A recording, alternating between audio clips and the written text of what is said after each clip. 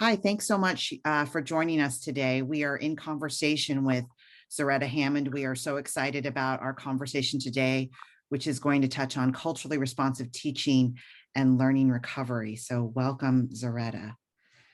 I'm joined today with my colleagues, Joyce Highhouse and Nicodemus Ford.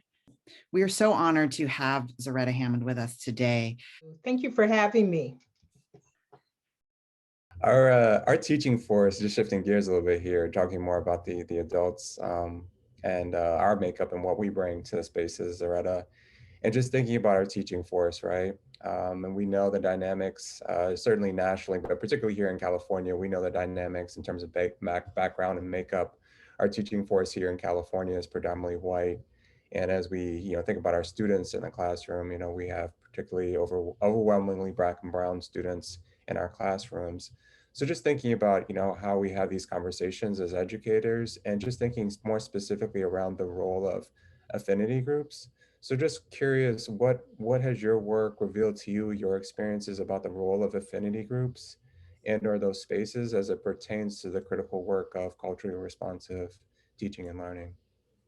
Well, I think that's a multifaceted question. And the answer is, again, I think, integrating various pieces, because affinity groups, just to have affinity groups where people break out along racial lines, white affinity groups, Black, Indigenous, Latinx, and whatever other distinctions folks make, because, those groups are not, monoliths, and depending on what part of the country you're in, they're going to break down differently.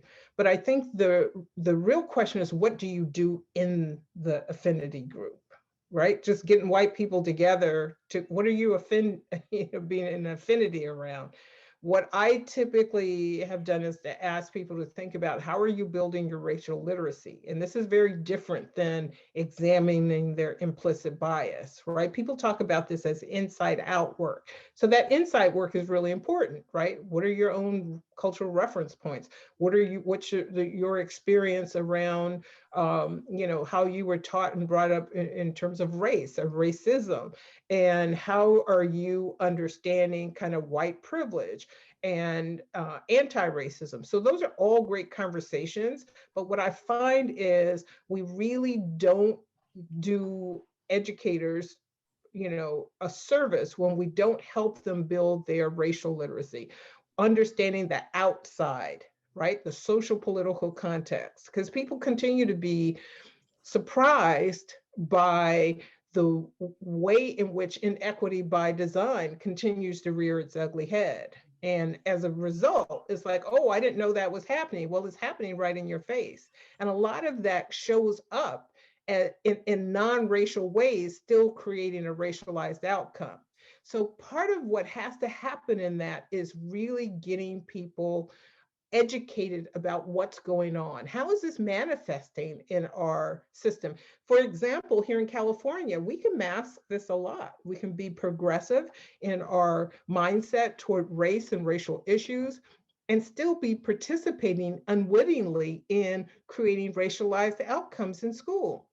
And just because it doesn't have some explicit connection to race or racism, we don't think that has any bearing on it. So if we do that at our own detriment, because what we're basically doing is putting blinders on and saying that we're ignorant of how inequity continues as a system to generate these outcomes. We can take reading, for example.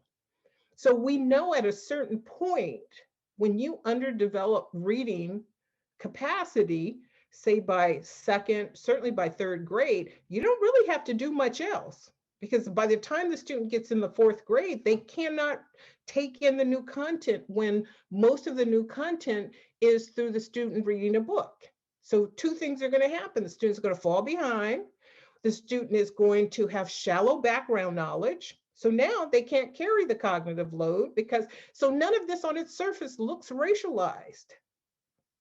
So if we don't understand that reading is the epicenter of equity, and that the the anti-racist thing to do, because literacy was the mechanism to maintain white supremacy culture, then we should make sure that all children coming out of those early grades understand, how to decode with a level of automaticity, that they can read, that they have word knowledge, that all those things are building toward the student having that independence. If the student gets to sixth grade and is reading 2 grade levels behind, there's no path forward to cognitively independent learning. And we keep allowing this to happen, saying we want equity, but right there in your face, it's showing you you're not. You're doing things that are actually counter to this progressive idea that you're putting forward. And people think because they're saying they're anti-racist, because they want to embrace culturally responsive teaching, but they're doing nothing to ensure students are reading with grade proficiency. You can't have both. Those cancel each other out. In your book, it's clear that you're really passionate about building students' brain power and intellectual capacity to move from dependent to independent learners. In our work, we encounter arguments that building foundational skills is low-level, low-demand work that creates dependent learners. How do you think about foundational skills and the goal of building independent learners? So one of the hallmarks of educators who don't have a equity focused lens, but spout progressive, leanings, is the idea that foundational skills are low level. And the research bears out that that is not accurate. Because here's the thing about it. One of the paths forward to the high level work we want students to do is a strong foundation. So what is really important is for people to understand what strong foundational skills are. So yes, we want students to engage in critical thinking, but oral comprehension and thinking is not the same as reading comprehension. So those low level, what people would call, I'll put in air quotes, and finger quotes, low level skills are foundational. They may not be the thing we need to spend a semester on, but they're the things that we ensure students master and put in place and we build upon. And it's interesting that we don't have the same conversation about what's a low level skill with white students. Those same skills that they need, they get. And we make sure they master them and then we build on more. And what we do simultaneously is to make sure those students have a level of automaticity. But when it comes to Black and Brown children that are behind, we somehow want to skip over those. We want to MacGyver our way around it. That is the path down inequity by design. We know they can't build anything because their cognitive load will get too much by the time they get down the road and they will actually collapse. And what that also does is damage to their own self-esteem. Their own self-concept as learners gets diminished. So this whole argument, which has no basis in research around low foundational skills being low level, has to be countered with the research. How do we build automaticity so that we can help students accelerate their own learning? And that is by making sure that students actually know how to process information more effectively. And so being able to do that is not a matter of a high or a low skill. Information processing ease is the path forward. So we really have to understand, how do you do that? Well, you have to chew on that content. That's what they call elaboration in cognitive neuroscience, meaning the old knowledge I have that I bring into the classroom with me, my funds of knowledge, have to be coupled with the new knowledge that the teacher's bringing to me through the curriculum. And in order for that inert information to turn into usable knowledge, it has to be mixed up. It's not a turn and talk. I literally have to take things apart, rub complex ideas together, talk about it, write about it, put it back together, take it apart. That is an arduous process for the brain. And in that pulling apart, putting together, talking about it, the brain grows dendrites. And when dendrites really, really grow, they start to fold in on themselves and they become neural pathways. So the very thing that people keep talking about, right, trying to bifurcate between low skills and high skills, just misses the whole point. Are students processing information actively? And I can't reach the third floor if I don't have a foundation on the first floor.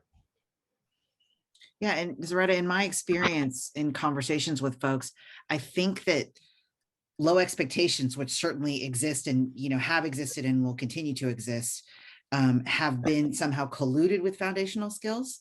So you can have both poor foundational skills and low expectations.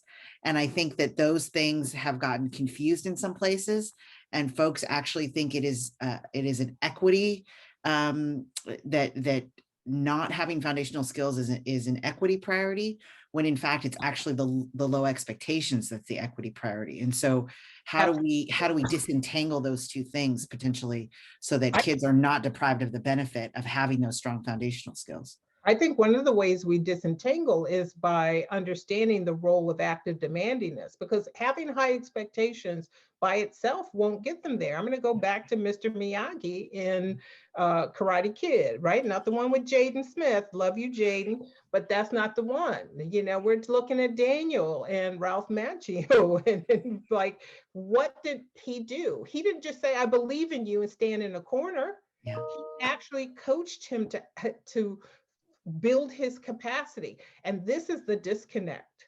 And so we talk about this idea of not just having high expectations, but also offering active demandingness, the process of, like a good coach, bringing that student so there's cognitive stretch, not so much that they're frustrated, not so little that they could do it and the brain just says, I could do this with my eyes closed. That you have to actually have it. And I think because teachers don't know how to do that, this is the progressive path toward low skills means low expectations. And if we just give them high skills, look, I'm giving them high skills. But here's what's insidious about that. The minute kids can't reach that high level, that high bar, because you've given them no path toward that, in the sense of, not over scaffolding, but they can get up there through their own effort, then we make up a story as to why those kids aren't doing it. Meaning, I'm giving them, I have high expectations. I'm giving them rigorous work. This is why my framework is actually called Ready for Rigor, because the cognitive neuroscience is clear. You can't just throw heavy stuff at kids if you cannot get them ready for that. And let's go to the strength training analogy. A personal trainer, you come in to get fit and well, and they don't just hand you a 50-pound weight. They said, if this is your goal, we're going to start with a 5, and then I'm going to give you a 10. It's going to feel a little heavy, but your muscles are going to grow and acclimate in response to that challenge. And what teachers don't know is how to give that challenge. High expectations, me holding that in my mind, me telling you that, is not the same as my ability to coach you to stretch your cognition. So we just need to get better anchored in the science of learning so that we are able to do that.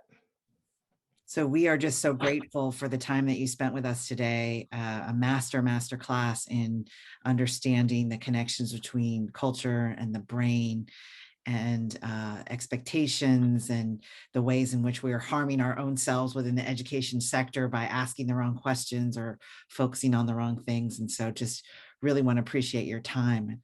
So at Pivot and Core, we bring over 20 years of experience driving continuous improvement and really helping schools and districts to think about how to design and implement solutions to these challenges in achieving educational justice, and really that focus work of improving teaching and learning. So we hope that you'll take this time to learn a little bit more about us and what we provide to school districts. In particular, CORE can provide remote consulting services. And so they can customize those services to meet your team's specific needs around addressing mathematics curriculum implementation and effective instruction, as well as ELA.